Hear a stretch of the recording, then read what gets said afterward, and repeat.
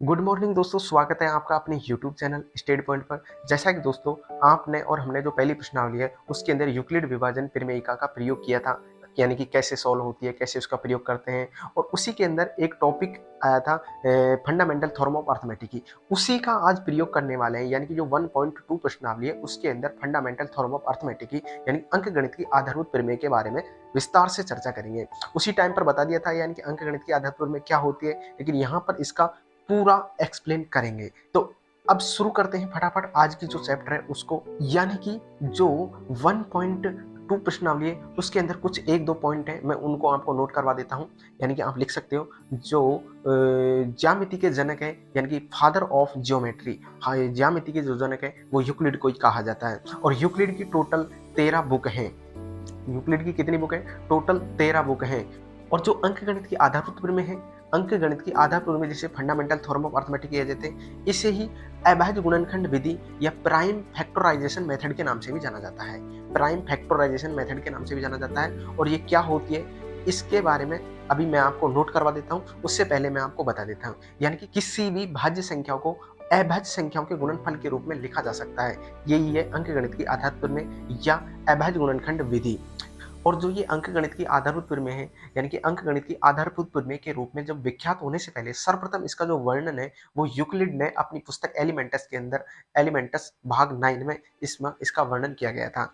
और इसकी सर्वप्रथम उत्पत्ति, यानी कि सबसे पहले इसकी जो सही उत्पत्ति है वो कार्ल फ्रेडरिक गॉस के द्वारा की गई थी। और कार्ल फ्रेडरिक गॉस को आपको पता है क्या कहा जाता है, यानी कि गणितज्ञों का राजकुमार कहा जाता है। यानी कि जब पहली प्रश्नावली आई थी उसी टाइम पे मैंने इसके बारे में बता दिया था आपको। तो ये सारी इन्फॉर्मेशन थी, इसको मैं यहाँ एक बार बोर्ड पर नोट कर देता हूँ, उसके बाद में आप लिख सकते हैं, उसके बाद में मिलते हैं फिर आपसे। आज जो 1.2 प्रश्नावली है इसके अंदर अपन फंडामेंटल थ्योरम ऑफ अर्थमेटिक जो प्रश्नावली है उसके बारे में विस्तार से अध्ययन करेंगे। इसकी एक एक स्टेप को बिल्कुल बारीकी से हल करेंगे। जी हाँ दोस्तों, बिल्कुल बारीकी से हल करेंगे। यहाँ पर जो 1.2 प्रश्नावली है इसके अंदर कुछ टॉपिक हैं जिनको मैं आपको बता देता हूँ। यानी कि ज्योमेट्री के जनक, यानी कि ज्यामिति के जनक, फादर ऑफ ज्योमेट्री किसे कहा जाता है? तो वो कहा जाता है यूक्लिड को। और यूक्लिड की जो टोटल बुक है वो है 13।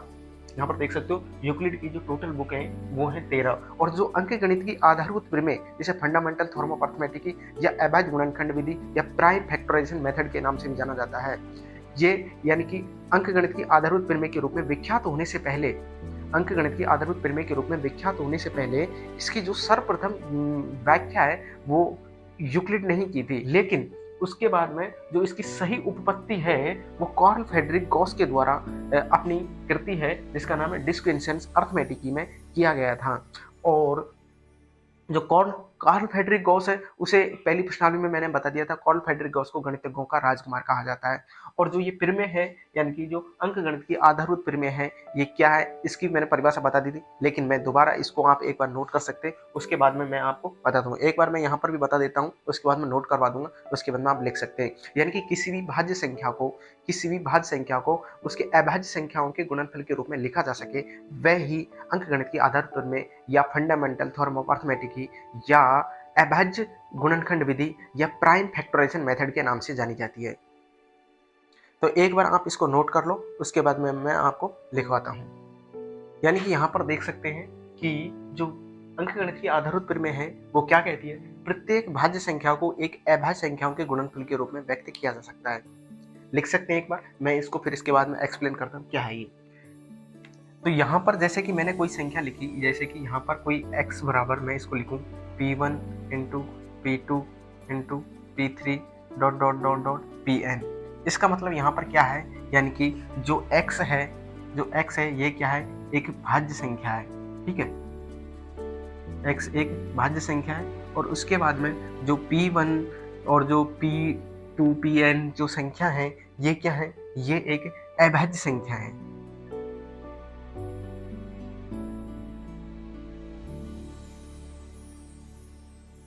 यानी कि किसी भी भाज्य संख्या को अभाज्य संख्याओं के गुणनफल के रूप में व्यक्त किया जा सके, उसे कहते हैं प्राइम फैक्टराइजेशन मेथड, यानी कि अभाज्य गुणनखंड विधि। यानी कि यहाँ पर जो ये है x है, x क्या है, एक भाज्य संख्या है। और उसके बाद में जो p1 p2 p3 dot pn ये है एक अभाज्य संख्या। अब यहाँ पर माना कि एक मैं संख्या मानता हूँ और उसके बाद में मैं आपको बताता हूँ कैसे है ये अभाज्य संख्या। जैसे कि माना कि मैंने कोई संख्या मानी 210 के अंदर अगर मैं इसके गुणनखंड करूँ ठीक है, यहाँ पर क्या करना है अपन को गुणनखंड। अब गुणनखंड करने का तरीका क्या है? गुणनखंड करने का तरीका है ये, यानी इस तरीके से आपको गुणनखंड करना है, यानी कि 210 के अंदर किसी छोटी से छोटी अभेद संख्या का भाग देना है। ठीक है, एक का भाग दे सकते हैं, एक को अपन ना तो भाज्य मानते हैं और ना ही अभाज्य मानते हैं, और किसी भी संख्या में अगर एक का भाग दे भी देते हैं तो कोई फर्क नहीं पड़ता, इसलिए एक को तो अपन एक साइड में कर देते हैं, एक के बाद में जो संख्या बचती है वहां से शुरू करते हैं। जैसे कि यहाँ पर मैं 2 का भाग देता हूँ तो 105 आ जाता है, और 2 का भाग दूंगा तो अब 105 में 2 का भाग जाएगा नहीं। क्यों नहीं जाएगा? उसका अलग कारण है, वो अभी कभी बाद में पढ़ेंगे। भाज्यता के नियम, यानी कि जो भाग देने के नियम है कौन कौन से होते हैं। यानी कि यहाँ पर मैं अगर इसके अंदर 3 का भाग देता हूँ तो यहाँ पर जाएगा 3 तिया 9, 3 पंजे 15, फिर 5 का भाग दूंगा 7 बार जाएगा, 7 का भाग दूंगा 1 बार जाएगा। तो इस तरीके से 210 में जब मैं भाग दे रहा हूँ, यानी कि 210 के मैं यहाँ पर अभाज्य गुणनखंड करता हूँ तो क्या प्राप्त होते हैं मेरे को? यानी कि 2, यानी कि दिख रहा होगा 2 इंटू 3 इंटू 5 इंटू 7। ठीक है, तो यहाँ पर जब 210 के मैंने अभाज्य गुणनखंड किए 2 इंटू 3 इंटू 5 इंटू 7, इस तरीके से यहाँ पर प्रत्येक भाज्य संख्या को उसके अभाज्य संख्याओं के गुणनफल के रूप में लिख देना ही अंकगणित की आधारभूत प्रमेय, यानी कि फंडामेंटल थ्योरम ऑफ अरिथमेटिक या फिर प्राइम फैक्टराइजेशन मेथड कहा जाता है। तो इसको भी आप एक बार नोट कर सकते हैं, उसके बाद में आगे चलते हैं। अब यानी कि अपने अपने पास में जो अंकगणित की आधारभूत प्रमेय है, इसका अपन किस में प्रयोग करने वाले हैं? यानी कि जो जिस प्रकार से अपन ने फर्स्ट प्रश्नावली के अंदर 1.1 के अंदर यूक्लिड विभाजन एल्गोरिथम या यूक्लिड विभाजन प्रमेयिका का प्रयोग HCF ज्ञात करने में प्रयोग किया था, ठीक उसी प्रकार यहाँ पर भी जो अपने पास में अंकगणित की आधारभूत प्रमेय है उसकी सहायता से अपन HCF और LCM ज्ञात करेंगे। और ठीक उसी प्रकार यानी कि आपने 9th क्लास में भी ये पढ़ा होगा, यानी कि आपको याद होगा कि जब आप 9th क्लास में थे उस टाइम पे आपने HCF अभाज्य गुणनखंड विधि से ज्ञात किए थे, यानी कि HCF व LCM अभाज्य गुणनखंड विधि से ज्ञात किए थे, यानी कि प्राइम फैक्टराइजेशन मेथड के नाम से उस टाइम पे जिक्र किया गया था। लेकिन वहां पर ये बात नहीं बताई गई थी कि जो अंकगणित की आधारभूत प्रमेय है और जो अंकगणित की आधार प्रमेय है और अभाज्य गुणनखंड विधि है, जो दोनों एक ही हैं, लेकिन रियलिटी में यहाँ पर दोनों एक ही चीज है, यानी अंकगणित की आधारभूत प्रमेय भी और जो अभाज्य गुणनखंड विधि है दोनों एक ही हैं। तो यहाँ पर अब मैं आपको बताता हूँ किस तरीके से अपन अंकगणित की आधारभूत प्रमेय से HCF और LCM ज्ञात करेंगे।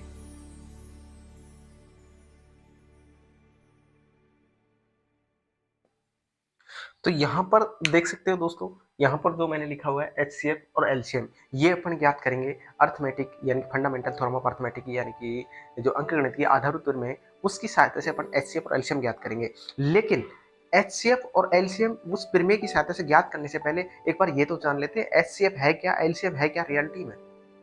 यानी कि HCF और LCM के बारे में थोड़ा सा मैं बता देता हूँ।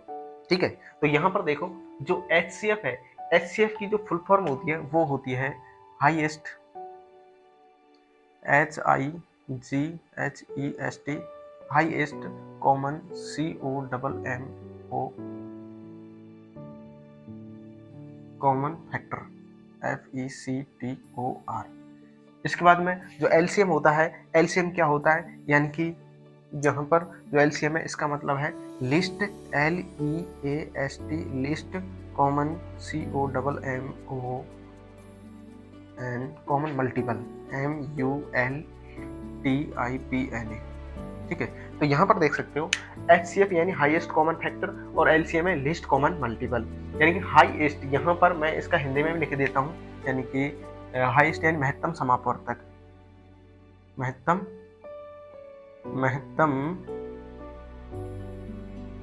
समापवर्त। ठीक है, जिसे शॉर्ट में मैसे के नाम से जानते हैं, मैसेप है। ठीक है, मैसेप के नाम से जानते हैं, इसके बोलते हैं लघुत्तम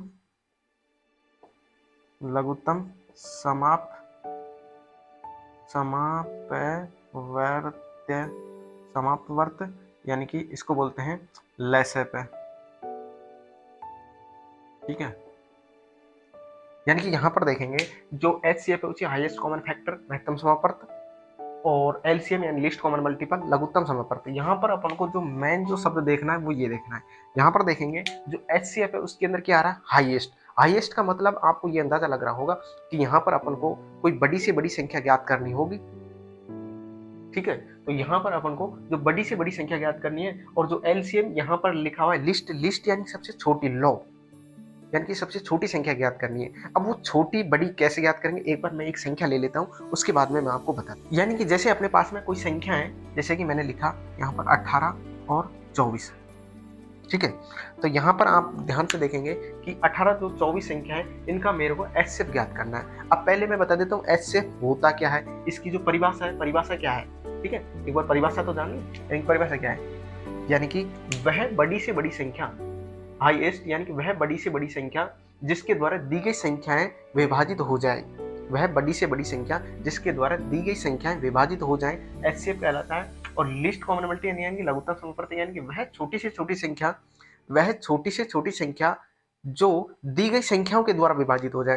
हालांकि मैं यहाँ पर जो मैंने जो परिभाषा बताई है वो लिखी नहीं है, लेकिन मैं आपको एक बार समझा देता हूँ। यानी कि हालांकि ये इंपॉर्टेंट नहीं है एलसीएम एचसीएफ क्या चीज़ है, अपन को एलसीएम और एचसीएफ ज्ञात करना है, यानी कि अंकगणित की आधारभूत विवरण में से, लेकिन फिर भी मैं आपको समझ में आ जाए ऐसा कुछ तरीका बता देता हूँ।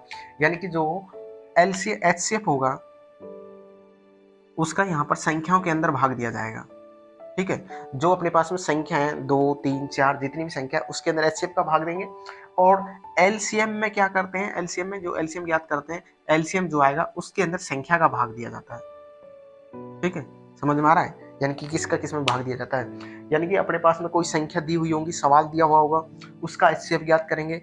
एचसीएफ का इस संख्या के अंदर भाग जाना चाहिए, लेकिन जो ये संख्या होगी एचसीएफ होगी वो सबसे बड़ी होनी चाहिए।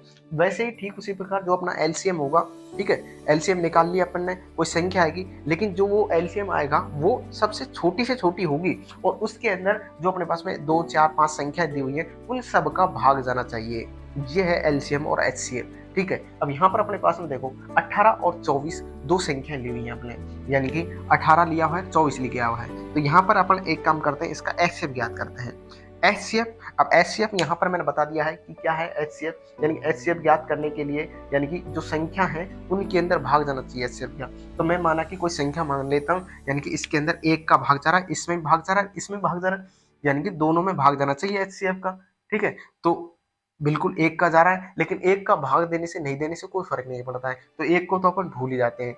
यानी कि 1 तो जब लेते हैं जब कोई संख्या नहीं बचती है, कि भाई इसके अंदर कोई ऐसी कॉमन संख्या नहीं है कि उसका भाग नहीं जा रहा है, ठीक है। जब कोई भी संख्या का भाग नहीं जाता है तो वहां पर 1 लेते हैं। लेकिन इसमें एक बार देखते हैं, 1 के अलावा कोई दूसरी संख्या देखते हैं, इसमें 2 का भाग जा रहा है, 18 और 24 में बिल्कुल 2 का भाग जा रहा है। आप कहेंगे सर बिल्कुल 2 का भाग जा रहा है, तो यहाँ पर एक बार 3 का भाग देके चेक कर लेते हैं। तो यहाँ पर देंगे 3 का भी भाग बिल्कुल जा रहा है, तो ये तो अपना गलत हो गया, यानी कि 2 का भी भाग जा रहा है, 3 का भी भाग जा रहा है, तो 2 तो अपना आंसर नहीं होगा, तो अपना आंसर क्या होगा, फिर 3 होगा। लेकिन एक बार और चेक कर लेते हैं, 3 के अलावा भी और कोई संख्या हो कहीं भाग जा रहा हो अपना, तो यहाँ पर भाग देंगे। तो जब 18 और 24 में जब अपन भाग देंगे, 4 का भाग इसके अंदर तो जा रहा है, लेकिन इसके अंदर भाग नहीं जा रहा, दोनों में भाग जाना चाहिए, शर्त यह है। इसके बाद में 5 का भाग देंगे, इसमें भी नहीं जा रहा, इसमें भी नहीं जा रहा। 6 का भाग देते हैं, इसके अंदर भी जा रहा है, इसके अंदर भी भाग जा रहा है, चलो ये 6 भी आ गया। 6 का इसके अंदर भी भाग जा रहा है, इसके अंदर भी भाग जा रहा है, इसके अंदर 3 बार जा रहा है, इसके अंदर 4 बार जा रहा है, ठीक है। तो अपने पास में अब 6 के अलावा भी ऐसी और कोई संख्या है जो 18 और 24 को विभाजित कर दे, यानी कि देखो 7 8 9 का भाग जाएगा, लेकिन इसमें नहीं जाएगा। इसके बाद में 10 11 12 आएगी जो इसको डिवाइड करेगी, लेकिन इसको नहीं करेगी। कहने का मतलब यह है कि अब 18 और 24 के में 18 और 24 का जो एचसीएफ ज्ञात करेंगे, तो यहाँ पर अपने पास में 2 और 6 निकल के आ रहे हैं, लेकिन अपन को सबसे बड़ी संख्या लेनी है, क्योंकि अपना नाम ही क्या है, यहाँ पर देखो हाईएस्ट, यानी कि महत्तम समानुपातक सबसे बड़ी संख्या लेनी है।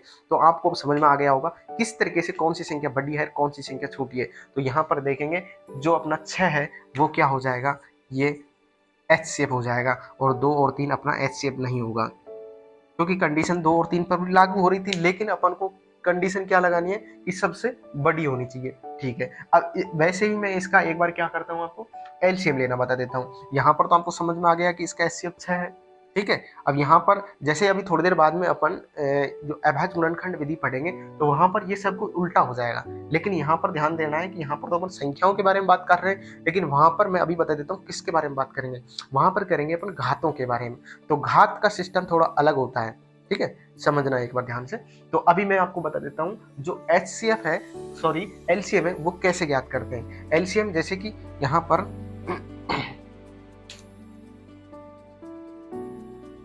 जैसे कि मैंने लिखा है यहाँ पर जो अपने पास में संख्या है 18 और 24 का एलसीएम ज्ञात करो, लेकिन एलसीएम की कंडीशन क्या है, एलसीएम के अंदर यानी कि वह छोटी से छोटी संख्या जिनका एलसीएम के अंदर भाग चल जाए। तो यानी कि अपने पास में संख्या है 18 और 24, तो मैं मान लेता हूँ वह छोटी से छोटी संख्या मैं 24 मान लेता हूँ। 24 के अंदर मैं 18 का भाग देता हूँ तो नहीं जा रहा है, लेकिन 24 का तो जा रहा है। तो इसका मतलब कंडीशन क्या है, भाग दोनों का जाना चाहिए। अपने पास में 2 संख्या है तो दोनों को जाना चाहिए, और अगर 3 संख्या है तो तीनों को जाना चाहिए, और जितनी भी संख्या है टोटल का भाग जाना चाहिए कुल मिलाकर। ठीक है, तो इसका मतलब ये हुआ कि अपना 24 तो आंसर नहीं है। अगर 24 आंसर नहीं है तो इसका मतलब क्या है, 24 से और कोई बड़ी संख्या लेते हैं। चलो ठीक है, 24 से बड़ी ली, यानी कि अपन ने जैसे कि 24 के बाद 25, 26, 27, 28 ऐसे करते करते जाएंगे, तो ऐसे तो खूब सारा टाइम लग जाएगा, अपन को 1-2 दिन का समय लग जाएगा इसका एलसीएम ज्ञात करने में। तो एलसीएम का कोई तरीका तो होगा, तो वो तरीका तो ज्ञात करेंगे अपन अभी थोड़ी देर बाद में जो पढ़ेंगे अंकगणितीय आधारभूत प्रमेय उसके अंदर। ठीक है, लेकिन यहाँ पर मैं डायरेक्ट बता देता हूँ कि इसका जो एलसीएम है वो क्या होगा। देखो यहाँ पर जो मैं इसका एलसीएम ले रहा हूँ वो ले लेता हूँ 72। ठीक है, तो यहाँ पर देखेंगे जो 18 का भाग है इसके अंदर पूरी जा रहा है, पूरी तरह जा रहा है। ठीक है, 4 बार जा रहा है, और वैसे ही 72 के अंदर 24 का भी भाग पूरी तरह जा रहा है, 3 बार जा रहा है, और ये 4 बार जा रहा है। यानी कि 72 एक ऐसी संख्या है जो 18 से भी पूरी तरह डिवाइड है और 24 से भी पूरी तरह डिवाइड है। चलो ठीक है, अगर इससे छोटी संख्या और कोई ले, 72 से छोटी संख्या, तो ऐसी कोई विद्यमान संख्या है जो 18 और 24 से विद्यमान है, तो आपका जवाब होगा कि बिल्कुल नहीं। यानी कि क्योंकि अपन ने जो इसका एलसीएम ज्ञात किया है वो ऑलरेडी एक ऐसी संख्या है जो सबसे छोटी संख्या है, क्योंकि अपनी परिभाषा से ही मालूम हो रहा है ना, सबसे छोटी संख्या लेनी है अपन को, तो वो ही एलसीएम है। इसलिए 72 से ऐसी छोटी संख्या और कोई नहीं है जो 18 और 24 से डिवाइड होगी। यानी कि 72 से अधिक तो हो सकती है, 144 के अंदर भी अगर अपन भाग देंगे 18 का तो ये भाग चल जाएगा, और 24 का भी 144 में भाग चल जाएगा, 144 में भाग चल जाएगा 24 का। कुल मिलाकर 72 के बाद में 144 के बाद में और भी संख्याएं आएंगी जिसके अंदर इन सभी का भाग जाएगा, लेकिन 72 ही एक ऐसी छोटी से छोटी संख्या है जिसके अंदर इनका भाग जा रहा है।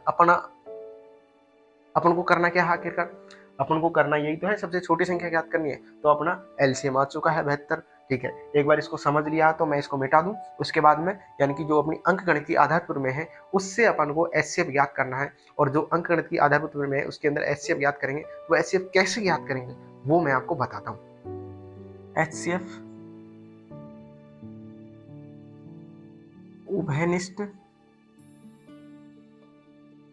उभयनिष्ठ अभाज्य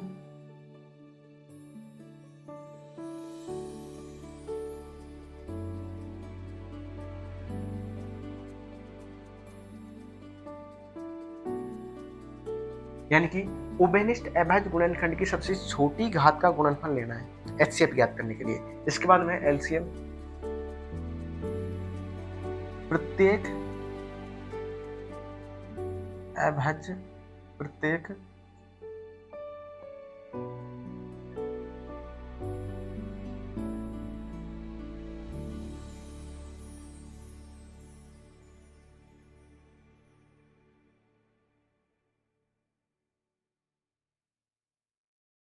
यानी कि एचसीएफ क्या होता है, उभयनिष्ठ अभाज्य गुणनखंड की सबसे छोटी घात का गुणनफल लेना है, और यहाँ पर एलसीएम यानी प्रत्येक उभयनिष्ठ अभाज्य गुणनखंड की सबसे बड़ी घात का गुणनफल लेना है।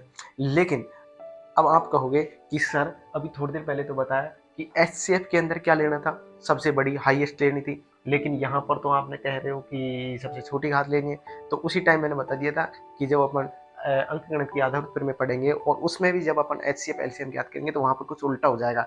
यानी कि उल्टा ये हो गया, उस समय अपन बात कर रहे थे ओनली संख्या की, यानी कि वहाँ पर ऐसी संख्या लेनी है एचसीएफ के अंदर जो सबसे बड़ी है, लेकिन एचसीएफ के अंदर जब अपन अभाज्य गुणनखंड की बात करेंगे तो वहां पर सबसे छोटी अभाज्य गुणनखंड लेना है वहां पर, यानी कि अभाज्य यानी कि उभयनिष्ठ अभाज्य गुणनखंड की सबसे छोटी घात लेनी है यहाँ पर। ठीक है, यानी कि यहाँ पर घातों की बात हो रही है, तो घातों की बात हो रही है तो यहाँ पर यानी कि सिस्टम कुछ थोड़ा सा उल्टा हो जा रहा है, बात वही पड़ रही है कुल मिलाकर, लेकिन यहाँ पर ये घात के बारे में बात कर रहा है, इसलिए आपको लग रहा होगा कि ये उल्टा है। ठीक है, एक बार इसकी ये कैसे यूज में आएगा आगे चलते हैं, एक बार इसको नोट कर लो फिर आपको मैं बताता हूँ। अब यदि अपने पास में दो संख्याओं का एचसीएफ और एलसीएम ज्ञात करवाए तो उसके लिए एक फॉर्मूला है, उसको मैं यहाँ पर लिख देता हूँ। जैसे आगे प्रश्नावली की जरूरत पड़ेगी तो आपको यहीं पर बता देता हूँ मैं, और आगे भी उसका अपन सवाल के अंदर प्रयोग करेंगे। तो वो सूत्र है, यानी कि अगर अपने पास में दो संख्या दी है, यानी कि अपन ने कोई दो संख्या दी थी और उसका अपन ने एचसीएफ ज्ञात कर लिया। दो संख्या माना कि ए और बी है और उसका अपन ने एलसीएम भी ज्ञात कर लिया और जो संख्याएं थी वो ए और बी है। यानी कि किसी भी दो संख्याओं के एचसीएफ और एलसीएम का जो गुणनफल होगा वो दोनों संख्याओं के गुणनफल के बराबर होगा।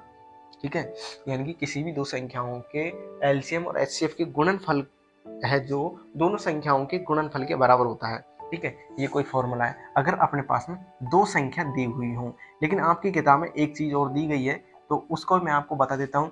अगर अपने पास में तीन संख्या दी हुई हो तो उसके अंदर कौन सा फॉर्मूला लगता है उसको मैं आपको एक बार नोट करवा देता हूँ। हालांकि मेरे सामने शायद उससे संबंधित एग्जाम में सवाल आएगा नहीं, लेकिन फिर भी अगर आपकी इच्छा है तो मैं आपको बता देता हूँ। जैसे कि अगर अपने पास में एचसीएफ ज्ञात करना है, तीन संख्या दे रखी हैं P, Q, R। ठीक है, तो क्या करना होगा, यहाँ पर P dot Q dot R। ध्यान से देखना, मैं कई जगह पर तो डॉट लगाऊंगा, कई जगह पर कोमा का चिन्ह लगाऊंगा। ठीक है, तो यहाँ पर डॉट है, इसके बाद में फिर डॉट है और यहाँ पर मैं लगा रहा हूँ एलसीएम और इसके बाद में लगा रहा हूँ यहाँ पर P, Q, R। इसका मतलब भी मैं बता दूंगा, एक बार मैं इसको नोट कर देता हूँ। इसके बाद में है LCM P, Q dot LCM, इसके बाद में Q, R, इसके बाद में डॉट और एलसीएम, इसके बाद में R, P। इस प्रकार से ये होगा एचसीएम। और एलसीएम क्या होगा, यानी कि P, Q, R का अपन को अगर एलसीएम ज्ञात करना है तो इसका जो फॉर्मूला होगा, यानी कि P तीन संख्याओं का गुणनफल P, Q, R डॉट, यानी कि HCF P, Q, R, इसके नीचे यहाँ पर लिखना है अपन को, यानी कि HCF P, Q dot HCF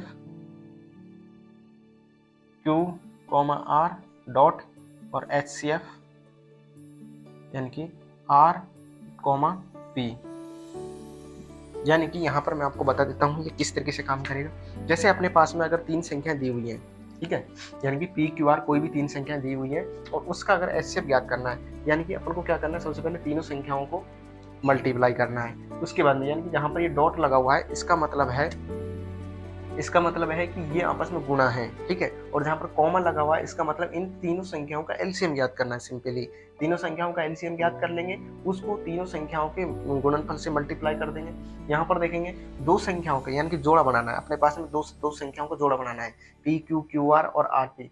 P Q का अपन ने एलसीएम निकाला, क्यू आर का एलसीएम निकाला और आर पी का एलसीएम निकाला, तीनों को मल्टीप्लाई कर दिया और जो ये ऊपर का जो मल्टीपल आया है उसके अंदर इसका डिवाइड कर देंगे तो अपना है जो HCF और जो तीनों का HCF है वो आ जाएगा।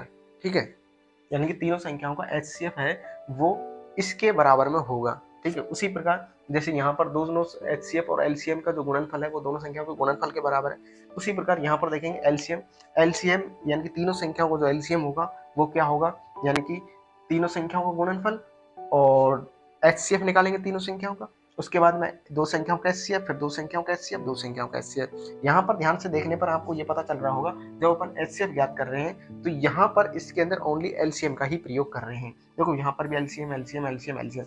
जब यहाँ पर मैं LCM का प्रयोग कर रहा हूँ यानी कि LCM ज्ञात करने के लिए LCM का फॉर्मूला ज्ञात कर रहे हैं तो यहाँ पर देखना है कि यहाँ पर HCF यानी कि इसके अंदर LCM नहीं है। जब इधर LCM है तो इसके अंदर LCM नहीं है, तो इसको एक बार नोट कर लो, इसके बाद में आगे चलते हैं। तो दोस्तों मेरे सामने ये 20-25 मिनट की क्लास हो गई होगी, तो इस क्लास को यहीं पर ही समाप्त करते हैं। अगर आपको ये वीडियो अच्छी लगी है तो वीडियो को लाइक करें, शेयर करें, कमेंट करें और अगर चैनल पर नए आए हो तो चैनल को सब्सक्राइब करें। मिलते हैं इसी की नेक्स्ट वीडियो में, तब तक के लिए जय हिंद, जय भारत।